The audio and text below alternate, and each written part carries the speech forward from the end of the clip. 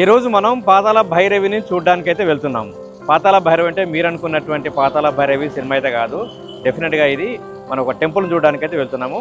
ఇది ఛత్తీస్గఢ్ రాష్ట్రంలో ఉన్నటువంటి ఒక అపూర్వమైనటువంటి టెంపుల్. ఇక్కడ అమ్మవారికి సంబంధించినటువంటి వివిధ రూపాలను, శివునికి సంబంధించినటువంటి 12 జ్యోతిర్లింగాలను కూడా ఈ టెంపుల్లో మనం చూడవచ్చు.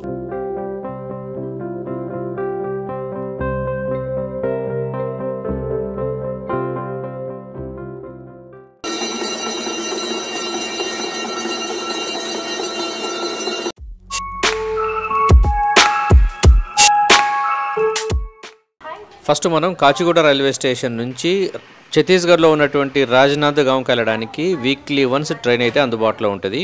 ఇక్కడ స్లీపర్ క్లాస్కి వచ్చేసి దాదాపు 600 రూపీస్ అయితే టికెట్ ఉంటుంది. జర్నీ టైం వచ్చేసి 12 గంటలు. మనం వెళ్ళాల్సినటువంటి పాతాళ భైరవి టెంపుల్కి మరో 10 కిలోమీటర్ల దూరం అయితే ఇక్కడ నుంచి వెళ్ళాలి. మనం రాజ్నాథ్ గావ్ నుంచి నేను బైక్ మీద వెళ్ళినా.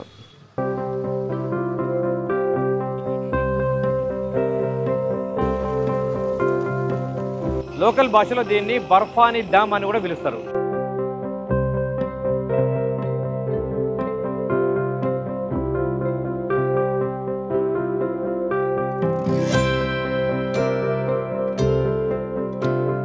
ఫైనల్గా మనం అయితే మాతా పాతాళ భైరవి ఆలయంకి అయితే వచ్చేసినాము. సో మనకు కనిపిస్తున్నటువంటిదే ఆ గుడి. ఆ గుడిని కనుక మీరు చూసినట్లయితే 3 ఫ్లోర్స్ మీద ఒక పెద్ద శివలింగాన్ని ప్రతిష్ఠించినట్టుగా మనకు కనిపిస్తుంది కదా. అదేవిధంగా దానికి ఎదురుగా మరి కనుక చూడవచ్చు, ఇక్కడ ఒక నందీశ్వరుని యొక్క విగ్రహం కూడా కనిపిస్తుంది. సో ఇది గుడికి సంబంధించినటువంటి ఫ్రంట్ సైడ్ వ్యూ. ముందుకైతే ఇక్కడ అందరూ చెప్పులు అయితే ఇక్కడ వదిలేసినాము.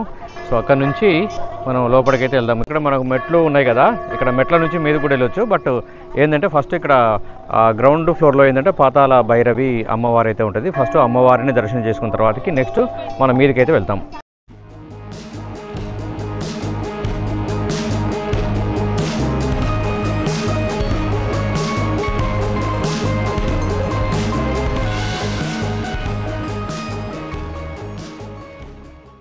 సో ఇదే మాతా పాతాళ భైరవి ఆలయానికి సంబంధించినటువంటి గర్భాలయ గుడి. ఇక్కడ ఫోటోగ్రఫీ అయితే అలా ఉంది. ఇక్కడ అమ్మవారు చూడడానికి చాలా భయంకరంగా ఆయుధాలను ధరించి ఒక ఉగ్ర రూపంగా కనిపిస్తూ ఉంటుంది. ఇక్కడ అమ్మవారు ఇక్కడ మెడ లోపల ఒక రాక్షసుల యొక్క తలలను మెడలో వేసుకొని చాలా ఉగ్ర రూపంగా కనిపిస్తూ ఉంటుంది ఇక్కడ అమ్మవారు.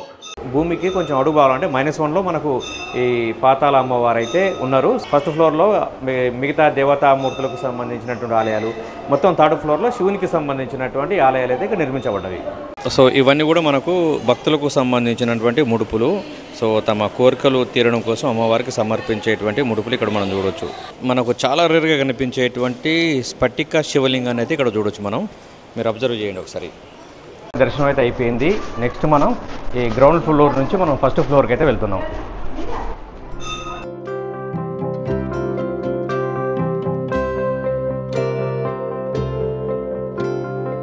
ఫస్ట్ ఫ్లోర్లో ఉన్నటువంటి వివిధ ఆలయాల సందర్శనం కోసం అయితే వెళ్తున్నాము.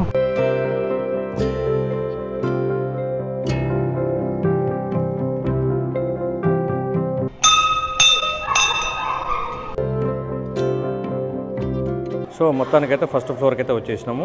అమ్మవారికి సంబంధించినటువంటి వివిధ రూపాలను అయితే ఇక్కడ చూపించడం జరిగింది. సో వాటన్నిటి కూడా మీకు చూపిస్తాను ఇప్పుడు నేను.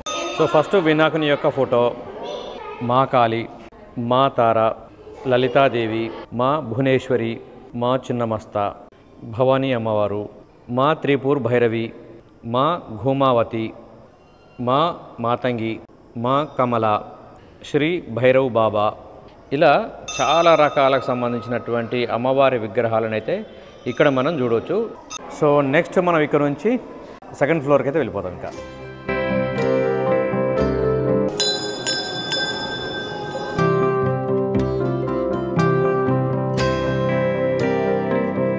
సో ఈ 3rd ఫ్లోర్లో ఉన్నటువంటి గర్భాలయంలో శివుడు ఒక నాట్యం చేస్తున్నట్టుగా నాట్య భంగిమను ఇక్కడ గర్భాలయ గుడి లోపల ప్రతిష్ఠించడం అయితే జరిగింది. చూడవచ్చు మనం, చాలా గంభీరంగా ఉన్నాడు శివుడు కూడా.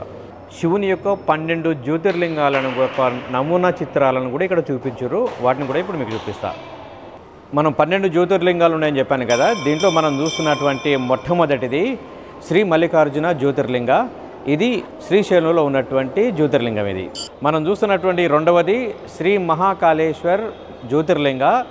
మధ్యప్రదేశ్ రాష్ట్రంలోని ఉజ్జయినిలో ఉంది. ఓంకారేశ్వర జ్యోతిర్లింగము, వైద్యనాథ్ జ్యోతిర్లింగము ఇది జార్ఖండ్ రాష్ట్రంలోని దేవధర్లో ఉంది. 5వది భీమ్శంకర్ జ్యోతిర్లింగ ఇది మహారాష్ట్రలోని పూణేలో ఉంది. రామేశ్వరం జ్యోతిర్లింగ ఇది మనందరికీ తెలిసిందే, తమిళనాడు రాష్ట్రంలోని రామేశ్వరంలో ఉంది. ఇది నాగేశ్వర్ జ్యోతిర్లింగ ఇది గుజరాత్ రాష్ట్రంలోని ద్వారకలో ఉంది. శ్రీ విశ్వేశ్వర్ జ్యోతిర్లింగ ఇది ఉత్తరప్రదేశ్ రాష్ట్రంలోని వారణాసిలో ఉంది. సో మనకు కనిపిస్తున్నటువంటి 9వ జ్యోతిర్లింగమే త్రయంబకేశ్వర్ జ్యోతిర్లింగం ఇది మహారాష్ట్రలోని నాసిక్లో ఉంది. కేదార్నాథ్ జ్యోతిర్లింగం ఇది చాలా ఫేమస్ కదా, ఉత్తరాఖండ్ రాష్ట్రంలో ఉన్నటువంటి జ్యోతిర్లింగం ఇది. గ్రీష్మేశ్వర్ జ్యోతిర్లింగం ఇది మహారాష్ట్రలోని ఔరంగాబాద్లో ఉంది. ఇది సో మనకు కనిపిస్తున్నటువంటి 12వ చివరి జ్యోతిర్లింగమే సోమనాథ్ జ్యోతిర్లింగము ఇది గుజరాత్ రాష్ట్రంలో ఉంది. ఇది ఈ విధంగా శివుడికి ఎడమ వైపున 6 జ్యోతిర్లింగాలు, అదేవిధంగా తర్వాత కుడివైపున మరొక 6 జ్యోతిర్లింగాలు, మొత్తం 12 జ్యోతిర్లింగాలు భక్తులకైతే నిజంగా ఒకే చోట కనువిందు చేస్తూ ఉంటవి. ఇక్కడ ప్రతిరోజు సాయంత్రం శివునికి ప్రత్యేకమైనటువంటి పూజలు చేస్తారు. అది చూడడానికి నిజంగా చాలా అద్భుతంగా ఉంటుంది.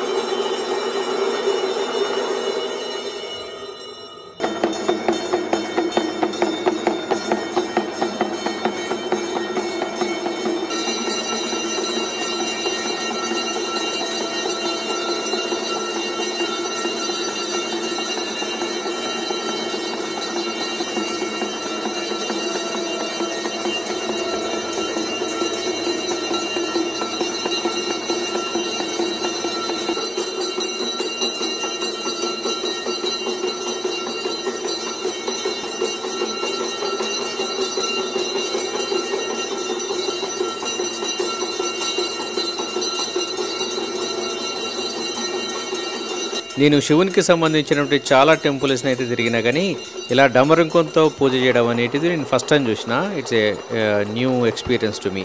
మీరు కూడా ఇలా ఫస్ట్ టైం కనుక చూసినట్లయితే ఎస్ అని కామెంట్ చేయండి.